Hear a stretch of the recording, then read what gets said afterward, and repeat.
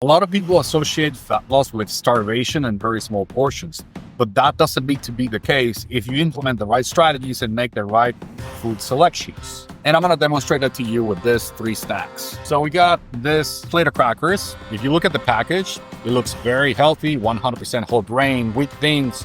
Like someone would look at this and they generally think they're eating something very healthy. Now we got 70% dark chocolate with ginger. A lot of people associate dark chocolate with good health, and they think that by eating chocolate, they're doing themselves a favor. And now you got popcorn.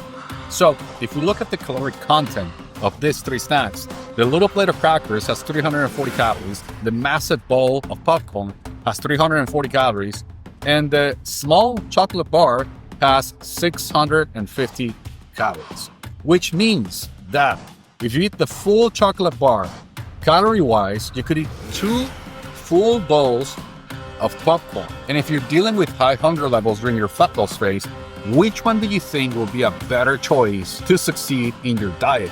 Obviously, the popcorn. Same thing with the crackers. If you eat the full plate of crackers, it's equivalent as eating this full bowl of popcorn. And again, do you think this is going to make you feel full? You probably eat this and you can eat 5 more of these because this is not filling. This is going to leave you feeling stuffed. And a lot of people actually struggle to finish the full bowl. And this is one of the reasons why tracking your calories is freaking crucial when it comes to fat loss, because you start to realize that packaging doesn't matter when it comes to caloric intake, that what people say is healthy doesn't matter. You gotta input things in your app or look it up in Google and figure out how many calories you're actually eating. When you do that, it's gonna be like opening your eyes for the first time. You're gonna be mind blown at the amount of calories you were eating with some foods that you thought were healthy. So if your goal is to succeed in a fat loss phase, ideally you wanna do it without experiencing hunger. Imagine if you could lose 30 pounds, 40 pounds, 50 pounds, and not experience a single minute of hunger.